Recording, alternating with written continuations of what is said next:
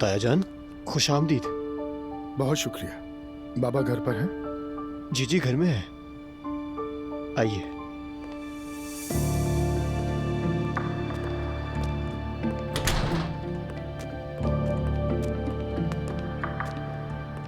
अस्सलाम वालेकुम भाई। आए, बैठे बैठे प्लीज।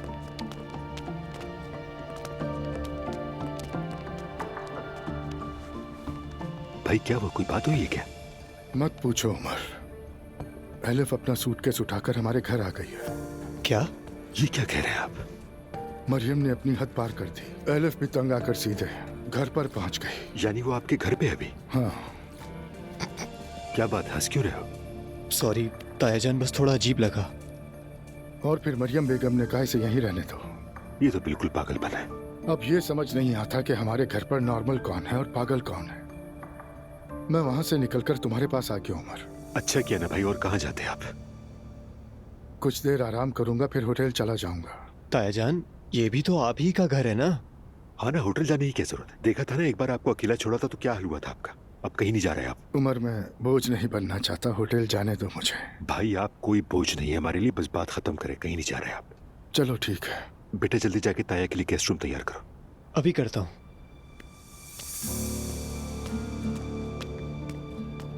अब तो समझ नहीं आता कि मैं क्या करूं उमर। मरियम कहती है तलाक नहीं लूंगी। एलिफ कहती है कि बच्चा पैदा करूंगी लेकिन तुम्हें नहीं चाहती। और अब आकर घर पर रह रही है।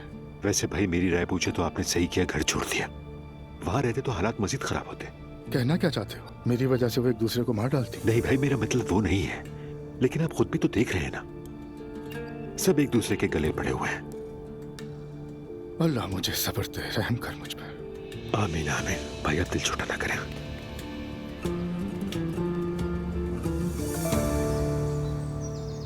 अम्मी, आप ऐसी बात पर राजी कैसे हो गई? मैंने भी ये शौक से नहीं किया है बेटा।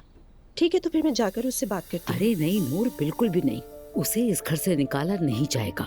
देखना, मैं उसका वो हाल करूंगी, वो अपनी मर्जी से जाएगी। अम्मी, अल्लाह के वास्ते ये कैसे जिद कर रही हैं आप? अब ये क्या बात हुई, बताएं। सब कुछ उसने खुद किया है। अब उसे पता चल जाएगा उसकी औकात क्या है। या अल्लाह मुझे सब्र दे दे। फिक्र करने की जरूरत नहीं, सब ठीक है। मुझे क्यों बुरा लगेगा?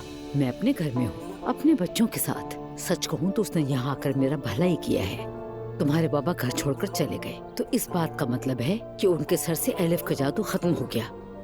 वो प्रेग्नेंट है, आप ये कैसे कह सकती हैं? टेंशन न लो, हर अंधेरी रात के बाद सुबह जरूर होती है। ठीक है, अगर आप कहती हैं तो अब मैं चलती हूँ, मुझे चैनल जाना है। ठीक है, जाओ। अल्लाह तुम्हारे काम में बरकत दे। आमीन। अब मैं चलती हूँ अम्मी। ठीक है, खैर से जाओ। नहीं नहीं, रहने मैं दो। आती हूँ साथ तुम्हारे। अरे मुस्तफा, वो औरत तो इस घर में आराम से बैठ गई है, बिल्कुल शर्म नहीं आती उसे। मेरा दिल तो इतना खराब है कि कमरे से बाहर जाना ही नहीं चाहता। वो सब मिलकर बाबा को मार ही डालेंगे। तौबा तौबा, अस्तगफिरुल्लाह। नाला, तुमने फिर से वही बातें शुरू कर दी। एक ड्रामा आता था ना, उसमें शौहर ने बीवी को धोखा दिया था, फिर वो दोनों औरतें मिलकर उस मर्द के खिलाफ हो गई थी। ठीक है, तौबा करो। अच्छा भाई, तौबा तौबा। अल्लाह न करे, मगर तुमसे एक और बात करनी थी मुझे। नाला, अगर बात पैसों की है तो मत करना। नहीं, लेकिन अगर रमजान के सदके तुम्हारा दिल चाह रहा हो तो दे सकते हो, मैं इनकार नहीं करूंगी। हैरत होगी अगर तुम इनकार करो। बताओ क्या कहना है। याद है ना तुमने उस फैमिली ट्री के बारे में बताया था, तो क्या तुम्हें उस औरत के बारे में कुछ पता चला? यार, घर के मसाइल में उलझकर मैं तुम्हें बताना ही भूल गया नाला। यार मुस्तफा, ऐसी बात कैसे भूल सकते हो? बताओ क्या पता चला तुम्हें? पता चला नाला, बल्कि मैंने उससे बात भी कर ली। परफेक्ट। फिर हम अजमेर कब जा रहे हैं? नहीं, अब इजमीर जाने की क्या जरूरत है। कि क्यों? क्या वो मर गई है? या अल्लाह, मैं कितनी बदकिस्मत हूँ। देखो, अब तुम फिर से शुरू मत हो जाओ। वो खातून इस्तांबुल में ही है, बीमार है, और उनका पोता भी उन्हें यहाँ ले आया। मैंने उनसे बात की थी और उन्होंने हाँ कर दी है। अल्लाह तुम्हें हमेशा खुश रखे। शुक्रिया, बहुत शुक्रिया। चलो तो फिर उनसे मिलने चलते हैं। नायला, खुदा के वास्ते मुझे इस सब में मत घसीटो। जुल्फकार के साथ चली जाओ, वैसे भी तुम दोनों रिश्तेदार हो। ठीक है, तो चलो हम बाहर बैठते हैं। आ जाओ। आपने देखा आपा, हम 1-2 घंटे के लिए क्या गायब हुए? इस घर में तो जैसे कयामत ही आ गई। वो औरत तो घर में ही आकर बैठ गई। मुझे तो आपा पे तरस आ रहा है, वो इस सब की मुस्तहिक नहीं थी। हाय मेरी प्यारी अम्मी। सुबह बखैर बच्चों। सुबह बखैर अम्मी। सुबह बखैर आपा। हयात, ये नाश्ता किसके लिए बना रही हो? एलिफ साहिबा ने कहा है कि नाश्ता मेरे कमरे में ले आओ। देखो, हमसे वो अपनी खिदमत की तवक्को रखती है। वो प्रेग्नेंट है इसलिए मैंने उन्हें कुछ नहीं कहा। कहना चाहिए था। अगर उसका नाश्ता करने का दिल चाह रहा तो वो खुद आकर किचन में बना सकती है। अम्मी, क्या हो रहा है? एलिफ साहिबा नाश्ते की मुंतजर हो रही हैं। मैडम को भूख लगी है। दुआ ने जो कहा था बिल्कुल वैसा ही हो रहा है। क्या कहा था? क्या आपको याद नहीं है कि जब तक एलिफ नहीं आती इस घर की हुक्मरान मैं हूँ? लगता है आप सब कुछ भूल गई है। नायला, कभी तो सोच समझ के बोला करो। तुम में अक्ल है या नहीं? हयात, उसे बता दो इस घर में कोई भी अपने कमरे में नहीं खाता। अगर कुछ खाना है तो बाहर आकर खाए। ठीक है आपा। अच्छा अम्मी, हम उस औरत के साथ कैसा सलूक करेंगे? उसके लिए घर को कैद खाना बना देंगे। मुझे तो बहुत अच्छा लगेगा। ठीक है।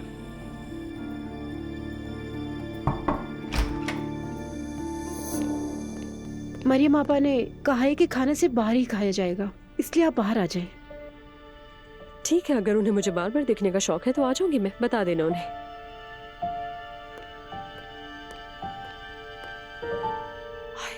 यहाँ तो हर कोई मुझे ही ऑर्डर दे रहा है।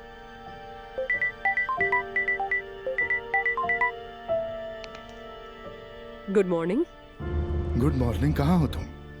कहाँ होंगी मैं? आपके घर में। अगर नाश्ता नहीं किया तो आओ बाहर कहीं साथ कर लेते हैं। मरियम ने मुझे नीचे किचन में नाश्ते के लिए बुलाया है। खुदा के वास्ते आपस में उलझना मत। मैं कैफे पर वेट कर रहा हूँ, अगर कहो तो आ जाता हूँ लेने। नहीं, इसकी जरूरत नहीं है, मैं आ जाऊंगी।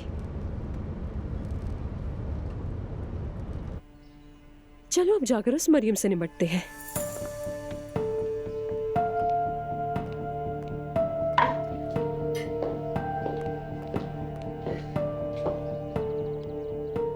Good morning Pinku. लानत तुम्हारी सुबह पर। आपने ही मजबूर किया है मुझे। मैं तो अलग ही रहने वाली थी, किसी को नुकसान पहुंचाए बगैर अपनी जिंदगी में खुश थी, मैं आराम से रह रही थी। लेकिन नहीं, आपने तो ऐसा होने ही नहीं दिया, क्योंकि आपको हमेशा की तरह तमाशा करना था। तुम क्या कह रही हो? मुझे कुछ भी समझ नहीं आया। अब क्या कहानियां बनाने की कोशिश कर रही हो तुम? अरे नहीं, आप अच्छी तरह समझती हैं, बहुत अच्छी तरह समझती हैं, मगर मानना नहीं चाहती। आखिर आप चाहती क्या है मुझसे? मुझे समझ नहीं आता है। आपका जो दिल चाहता है आप वो करती रहे और मैं बस चुप करके बर्दाश्त करूं?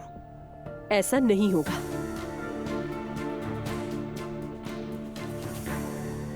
आपने जो नाश्ता बनाया है मैं नहीं खाऊंगी ये। अप्पू से मिलने जा रही हूं मैं। क्या तुम्हें जरा भी शर्म नहीं आती है? बताओ मुझे। तुमने इसी दरवाजे पे आकर मुझसे माफी मांगी थी ना? हाँ बिल्कुल मांगी थी मैंने, सिर्फ इसीलिए कि ये सब खत्म हो जाए, लेकिन अब बाज नहीं आई। आपको मेरे साथ पंगा नहीं लेना चाहिए था। अगर तुम आप भी बन जाओ तो मेरा कुछ नहीं बिगाड़ सकती, क्योंकि तुम में इतनी तपिश नहीं है। देखते हैं। वैसे कहाँ लिखा है कि दूसरी औरत कभी खुश रहती है? किस किताब में लिखा है? किस ड्रामे में लिखा है? तुमने जब सूटकेस लेकर घर में कदम रखा था क्या सोचा था? तुमने खुद कबूल कर लिया था कि तुम दूसरी औरत हो। हम दोनों ही अच्छी तरह जानते हैं कि हकीकत इसके बरक्स है। जिस दिन आपने मेरा बिजनेस और ऑफिस बर्बाद किया था ना, उसी दिन मुझे यहाँ आने की दावत दी थी। और कल आप ही ने सबके सामने कहा था कि रहने दो इस घर में, तो अगर मैं दूसरी औरत हूँ तो मैंने भी कबूल कर ली ये बात। अब आप खुद सोचिए कि ज्यादा तकलीफ आपको है या मुझे? जाहिर है तुम्हें है। मेरे पास मेरे बच्चे हैं और एक शौहर जिसके साथ मैं 35 साल से जिंदगी गुजार रही हूँ। तुम्हारे पास क्या है? मेरे पास मेरा होने वाला बच्चा है। बड़ी बड़ी बातें मत करें।